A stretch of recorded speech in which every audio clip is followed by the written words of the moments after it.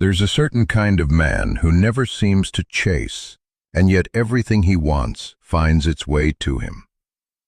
Women respect him, opportunities appear.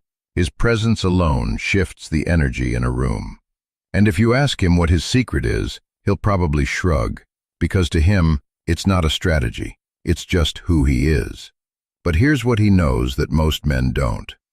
The moment you chase, you've already lost.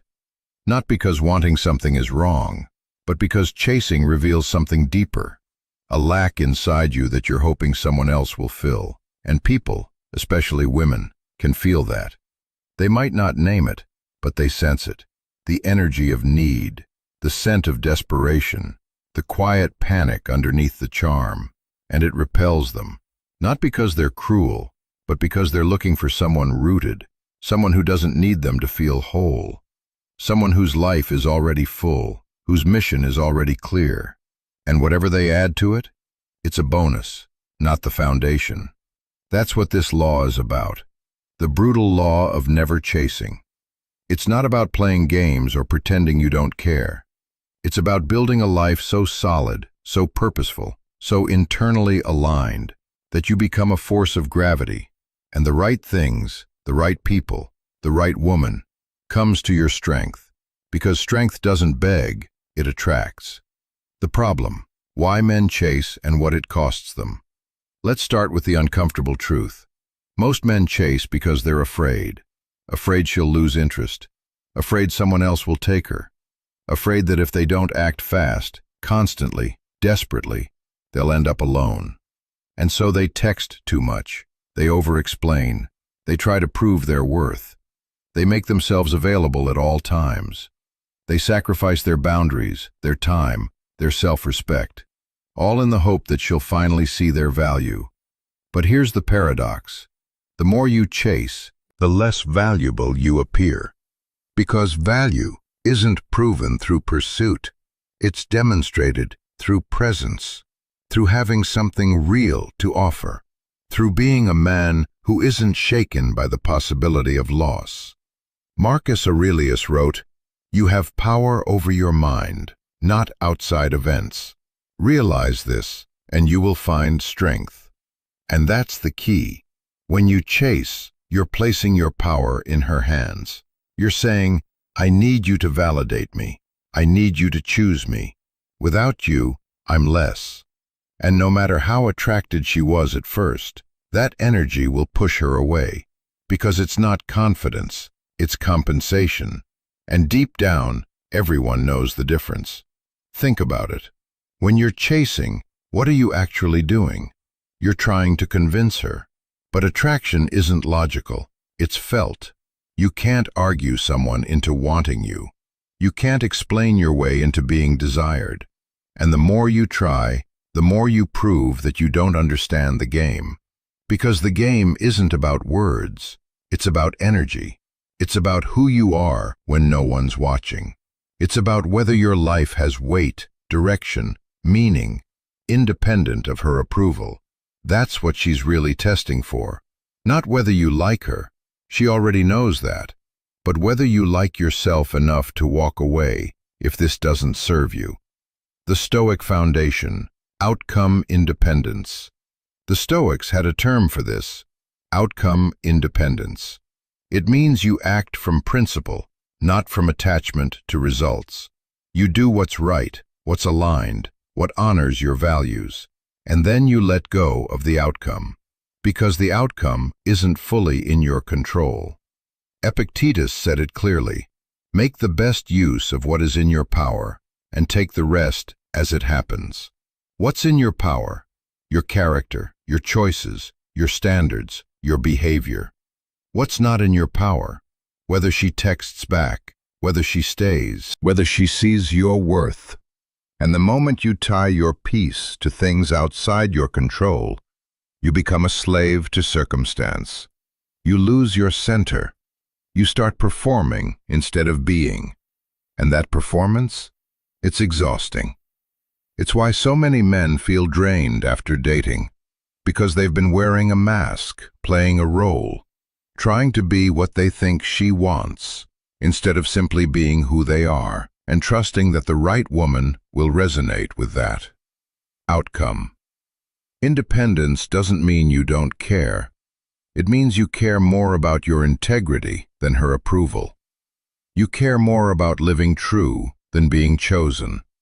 And paradoxically, that's what makes you magnetic. Because a man who doesn't need validation is rare. A man who can walk away when his boundaries are crossed is rare. A man who has built something meaningful in his life, something that doesn't revolve around female attention, is rare. And rarity creates value. The shift, from chasing to building. So what's the alternative? If you're not supposed to chase, what are you supposed to do? You build. You build a life that matters to you. You build a routine that strengthens you. You build standards that protect your peace. You build a mission that gives your days meaning. And when you do that, something shifts. You stop looking for someone to complete you. You start looking for someone who complements what you've already created. Big difference. One comes from lack, the other comes from abundance. And women can feel that distinction immediately. Seneca once said, "If a man knows not to which port he sails, no wind is favorable." Most men are drifting.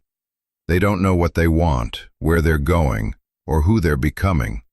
And so they attach to the first woman who shows interest. Not because she's the right fit, but because she's there. And that's not love. That's convenience wrapped in desperation. But the man who has a port, a destination, a mission, he's selective. He's not impressed by beauty alone. He's looking for alignment. He's not desperate for companionship. He's open to partnership. And that energy? It's intoxicating. Because it says, I'm building something real. You're welcome to join me, but I'm going either way. That's not arrogance, that's clarity. And clarity is magnetic. Law number 1. Your mission must come first. Here's where most men go wrong. They meet a woman they like, and suddenly their entire life revolves around her. The gym routine stops. The hobbies fade. The friendships get neglected. And within weeks, they've traded their independence for approval. And then they wonder why she loses interest. But it's obvious. She didn't fall for a man with no direction. She fell for a man who had one. And the moment he abandoned that to focus on her, she lost respect. Because deep down, she doesn't want to be your mission. She wants to be part of a mission you're already on. Aristotle said, "Pleasure in the job puts perfection in the work." Your work, your purpose, your growth, that has to be your foundation. Not because relationships don't matter, but because a relationship built on a weak foundation will collapse.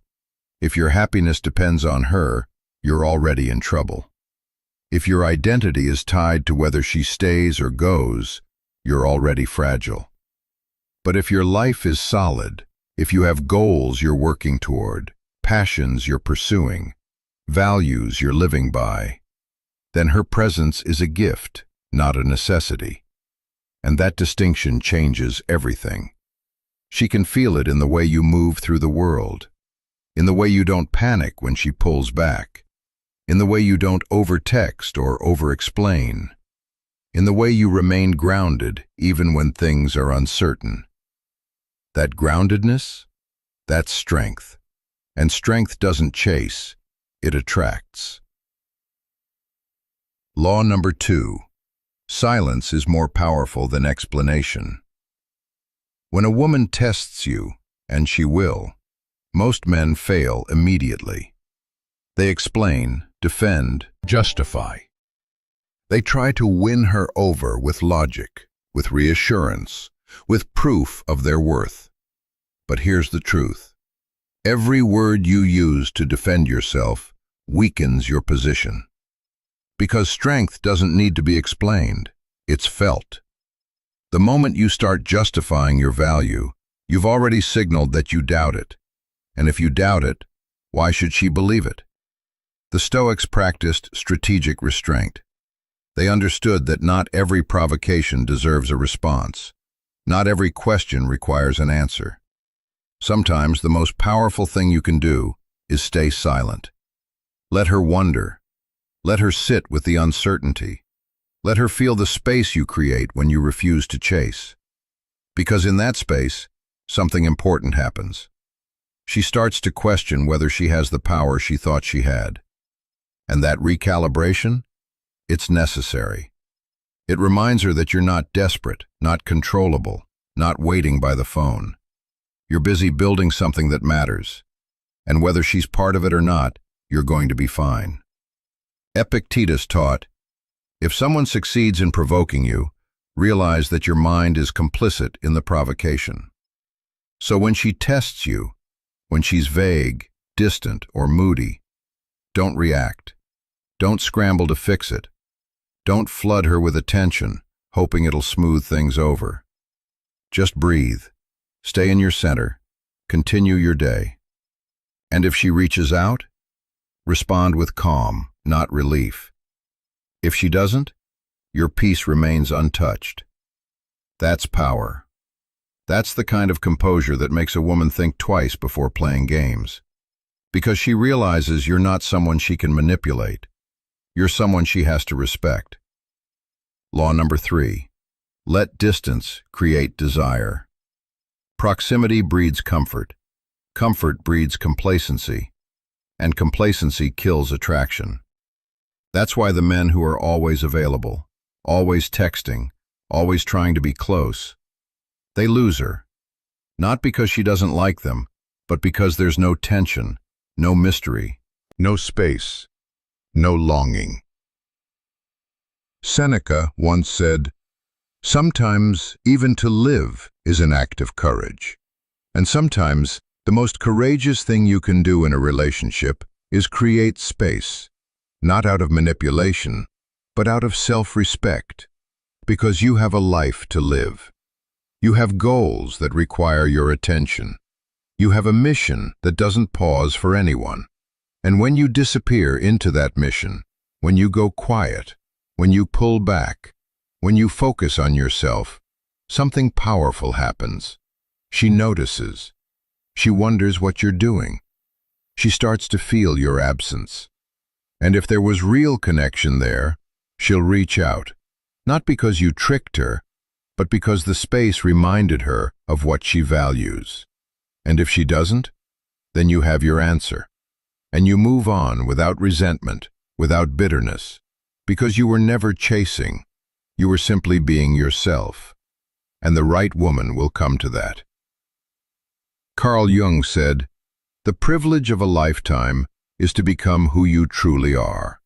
And part of becoming who you truly are is refusing to shrink yourself to fit someone else's comfort. If she can't handle your focus, your ambition, your need for solitude, she's not the one. And trying to convince her otherwise is a waste of your energy. Let distance do the work. Let space reveal the truth. And trust that if she's meant to be part of your life, she'll rise to meet the standard you've set, not because you demanded it, but because she respects it. Law number 4. Standards aren't negotiable. Here's where most men collapse. They meet someone they're attracted to, and suddenly all their standards vanish. She's disrespectful? They tolerate it. She's inconsistent? They make excuses. She crosses boundaries? They adjust. All because they're afraid of losing her. But what they don't realize is this. The moment you drop your standards, you lose her respect. And once respect is gone, attraction follows. The Stoics believed in living according to nature, to your true nature. And your true nature has standards, values that aren't up for debate, lines that shouldn't be crossed. And when someone violates those, it's not your job to convince them to change. It's your job to walk away. Marcus Aurelius wrote, "Waste no more time arguing about what a good man should be. Be one." So be one. Don't talk about your boundaries, enforce them. Don't explain what you deserve, demonstrate it through your actions. And when someone shows you through their behavior that they don't value what you offer, believe them. Don't chase them, hoping they'll see the light. Don't bend yourself into shapes trying to make it work. Just move on, with dignity, with clarity, with zero bitterness. Because you understand something most men don't. There are women out there who will meet you at your level, who will respect your time, your energy, your mission, who will rise to the standard instead of asking you to lower it. But you'll never find them if you're busy chasing someone who doesn't value you. And here's the paradox. The moment you're willing to walk away from someone who doesn't meet your standards, you become infinitely more attractive. Because you've shown that you're not desperate, you're not negotiable, you're not someone who can be taken for granted. And the right woman? She'll notice that. She'll test it once, maybe twice. And when she realizes you're serious, that your standards aren't a bluff, she'll either step up or step out. And either way, you win. Because you've protected your peace, you've honored your values, and you've stayed true to who you are. Law number 5. Attraction is built in your absence, not your presence. This is the part most men struggle to accept. They think that if they're not constantly around, constantly texting, constantly present, she'll forget about them. But the opposite is true. Attraction grows in the space between contact. It's in the moments when she's not hearing from you that she starts to wonder. It's when you're busy with your own life that she starts to feel the pull. It's when you're unreachable that you become valuable. Because scarcity creates desire. And if you're always available, you're no longer scarce, you're common. Plato once said, "The first and best victory is to conquer self." And conquering yourself means resisting the urge to fill every silence, to check in constantly, to reassure her of your interest. Because that reassurance, it kills tension. And without tension, there's no attraction. Think about the men women obsess over. They're not the ones who are always texting, always available, always chasing.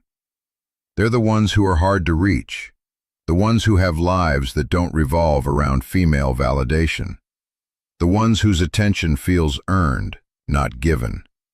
And you can become that man, not by playing games, but by genuinely having something more important to focus on. When she texts you and you don't respond immediately, not because you're trying to manipulate her, but because you were training, working, creating, she feels it. She feels that you have priorities, that your life has weight, that your attention isn't cheap, and that makes her want it more. Because we value what we have to work for. And when you make your attention something that has to be earned, not expected, you shift the dynamic entirely. You're no longer the one hoping she'll notice you. She's the one hoping you'll notice her. And that shift, it changes everything. Law number 6. Never apologize for your ambition. A woman who's right for you will never ask you to dim your light. She won't resent your focus. She won't guilt you for your discipline. She won't make you feel bad for prioritizing your mission. If she does, she's not the one. And trying to convince her otherwise is a trap. Because the moment you start apologizing for your ambition, you've already sacrificed part of who you are. Seneca said, "A man who suffers before it is necessary suffers more than is necessary." And so many men suffer unnecessarily. They feel guilty for wanting more. They apologize for working late. They downplay their goals to make her feel more comfortable. But that comfort comes at a cost: your self-respect. The right woman doesn't need you to shrink. She needs you to grow. And if your growth makes her uncomfortable, that's information. It's telling you that she's not built for the level you're trying to reach. And no amount of reassurance will change that. So stop apologizing. Stop explaining why you need to focus. Stop justifying your ambition. Just live it. And the woman who's meant to walk beside you will respect it. She won't need convincing. She'll see your drive and be inspired by it. She'll add to it, not subtract from it. And when you find that woman, you'll realize why all the others had to fall away. Because they were never built for the mountain you're climbing. They were built for the valley. And that's okay. Let them stay there. You keep ascending. And when you reach the summit, the right woman will be there. Not because you chased her, but because she climbed too. Law number 7. The man she wants is already inside you. Here's the final truth, the one that ties everything together. You don't need to become someone else to attract the right woman. You need to become more of who you already are. Because the version of you that's disciplined, focused, grounded, and clear, that's the version she's drawn to. Not the people-pleasing version. Not the desperate version. Not the version that sacrifices his values, hoping she'll stay. The real you. The one who has a mission, a purpose, standards. The one who doesn't need her validation to feel whole. The one who can walk away if things don't align. That's the man women respect. That's the man they long for. And he's not someone you have to fake. He's someone you have to remember. Carl Jung said, "Your vision will become clear only when you look into your own heart. Who looks outside dreams. Who looks inside awakes." So wake up. Stop chasing an image of what you think she wants. Stop trying to mold yourself into someone you're not. Just focus on building the best version of yourself. The disciplined version. The purposeful version. The version that doesn't compromise, doesn't chase, doesn't break. And let her come to that. Because when she does, it won't be because you convinced her. It'll be because she recognized something rare, something solid, something she couldn't ignore. The quiet power of never chasing. So let's bring it full circle. The brutal law of never chasing isn't about being cold. It's not about playing games or pretending you don't care. It's about building a life so strong, so clear, so rooted in purpose, that you become the kind of man people are drawn to naturally. The kind of man who doesn't need to chase, because he's already living at a frequency that attracts the right people and repels the wrong ones. You don't need to convince anyone of your value. You just need to embody it. You don't need to fight for attention. You just need to protect your energy. You don't need to fear losing someone who was never yours to begin with. You just need to trust that the right woman will see your strength and want to be part of it.